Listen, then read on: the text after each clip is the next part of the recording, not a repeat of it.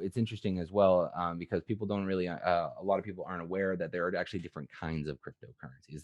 They're not all made exactly the same. There are kinds like LODE, and our AGX and AUX coins. That's our digital gold and digital silver, respectively. Those are what are known as stable coins, right? And there are lots of stable coins out there now.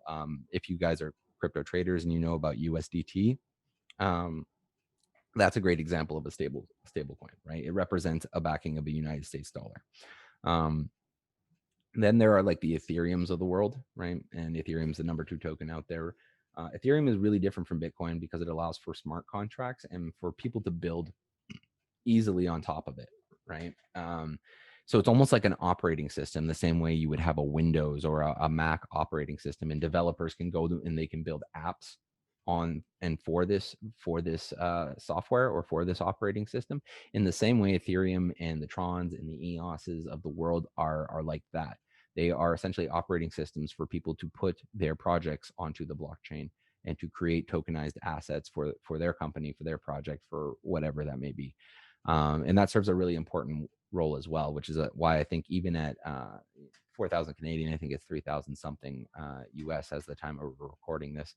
Um, even though it's at that price right now, I think it's highly undervalued, and we could in the future see like $10,000-$20,000 Ethereum easy. Then there is the basic sort of cryptocurrency, which is very speculative. It acts like a stock or an ETF or something to that effect. And those are your altcoins, and those are Bitcoin, right? Those things just go up and down, and there's no really logic or reason or even practical application of them, right? So they're not being used like operating systems like Ethereum. They're not being used like money really, the way, or they're not stabilized the same way stable coins are. They're basically just a token that people can pump and dump and speculate on. It will go to the moon because why, right? Because people want to drive the price up. So that is the third type of cryptocurrency, and the one that is kind of what made the scene big. And I'm all for people using that, but that's the riskiest bet horse you could possibly back, right? So common logic, any rule, like anytime you are investing, please be sure that the money you're putting into it you can afford to lose. I know Dogecoin right now is like everybody wants in on Dogecoin. It was invented as a joke. It was a meme, right? And it is still a meme no matter what anyone says. Even if Elon Musk takes his whole little fan army and sends people to it, it's still a meme. And what that means is eventually it's going to crash. They're All markets are cyclical. Bitcoin, real estate, doesn't matter. They all go in cycles, right?